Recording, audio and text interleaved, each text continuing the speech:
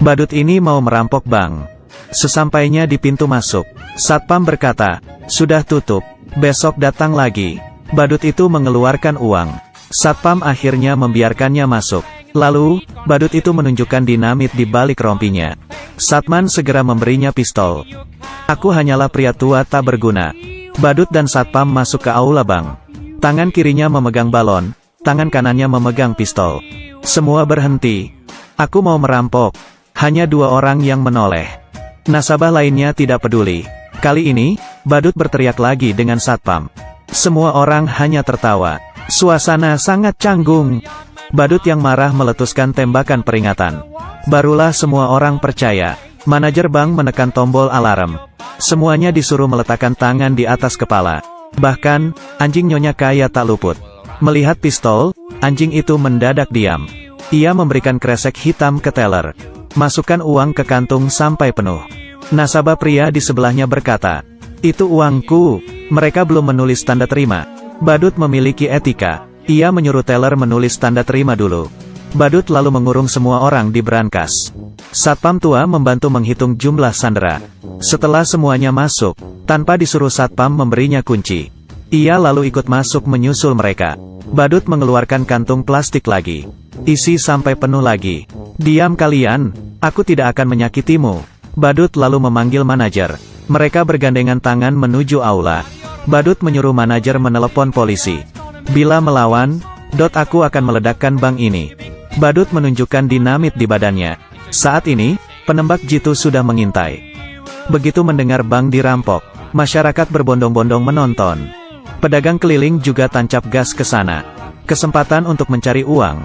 Sandera di dalam brankas. Sangat bosan. Ada yang garuk-garuk kaki, merekam pesan wasiat, berdoa rosario, mengunyah permen karet, dan ada yang menangis.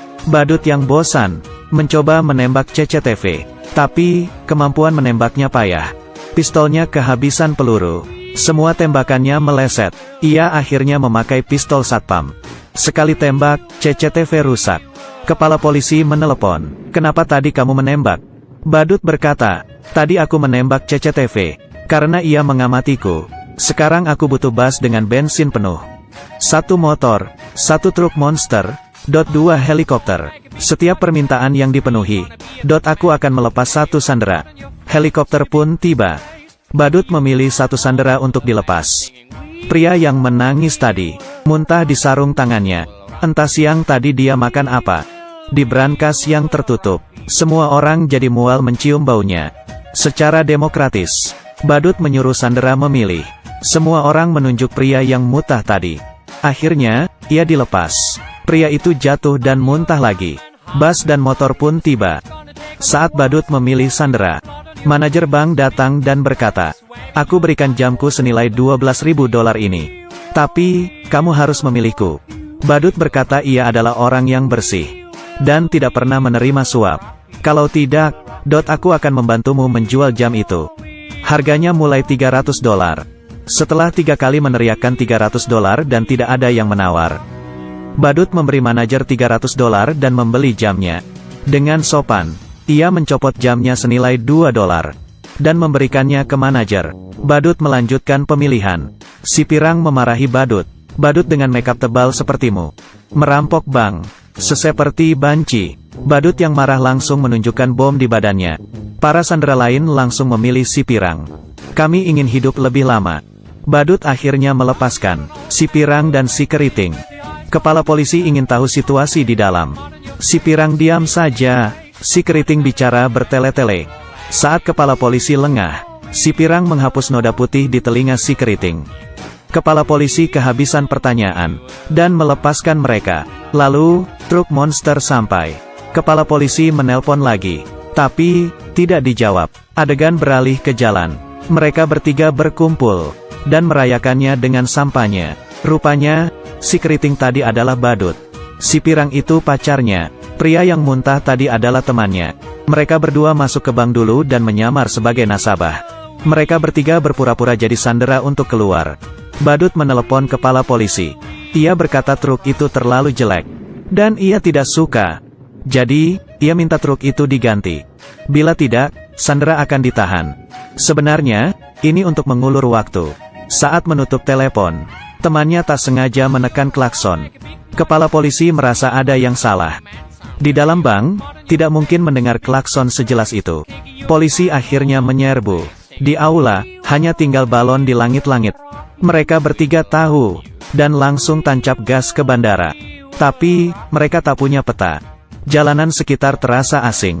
Mereka tersesat. Mereka bertanya pada pekerja di pinggir jalan, yang ternyata juga orang luar kota. Mereka juga tidak tahu. Akhirnya, mereka bertemu seseorang yang punya peta. Siapa kira pria itu juga perampok.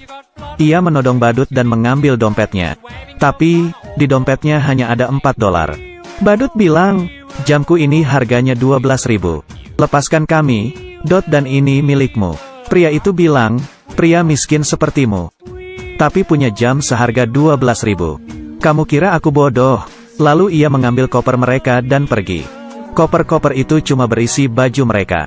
Mereka memutuskan kembali ke rumah si Pirang. Tempat parkir penuh, jadi, mereka parkir di pinggir hidran. Si Pirang berkata, dendanya aku yang bayar. Dengan gembira ia memamerkan uang di balik bajunya. Rupanya, mereka menyembunyikan uangnya di baju. Saat mau pergi, penyewa baru datang. Ia mengira mereka pencuri, lalu menodong mereka. Ia mau lapor polisi. Badut berkata, berapa uang sewamu sebulan? Aku dulu $1.200. Penyewa bilang, kenapa kita 2.600? Seketika, mereka terdiam, dan tidak peduli apakah mereka pencuri atau bukan. Saat itu, gedung sebelah kebakaran. Mobil mereka menghalangi hidran. Pemadam memecahkan kaca mobil dan menggesernya. Tapi, mobil mereka berada di tanjakan. Mobil merosot ke bawah. Kepala polisi akhirnya sadar. 3 sandera yang keluar tadi adalah perampoknya. Tak ada mobil, mereka terpaksa naik taksi. Setelah naik, ternyata supir taksi tidak bisa bahasa Inggris. Ia terus menerobos lampu merah. Teman si badut takut. Kalau begini terus, mereka bisa sampai ke surga. Ia membuka pintu mobil dan melompat keluar. Tapi, ia oleng, dan tidak bisa berhenti. Lalu menabrak kios koran. Ia pun pingsan. Orang-orang hanya menontonnya. Pemilik toko di dekatnya langsung lapor polisi. Badut dan si Pirang takut polisi datang, dan langsung membawanya pergi. Tak sengaja, mereka sampai di markas preman.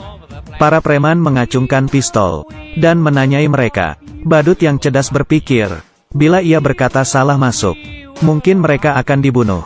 Kami menagih hutang. Tak disangka, ternyata preman itu punya hutang kepada mafia. Ia bertanya, kenapa yang biasa tidak datang? Badut bilang, dia sedang marah. Buktinya temanku barusan dilempar dari mobil. Dia bilang, lunasi hutang kalian hari ini. Kalau tidak, ia akan membanting kalian satu-satu. Preman itu takut, dan melunasi hutangnya $6.000. Mereka bertiga dengan senang keluar. Saat menunggu bus ke bandara, supir bus sangat kolot. Bayar bus harus pakai koin. Tidak boleh pakai uang besar. Badut akhirnya ke toko untuk menukar uang. Toko sudah dipenuhi polisi. Penagih hutang mafia yang sebenarnya sampai. Preman bilang uangnya sudah diambil. Preman itu dipukuli.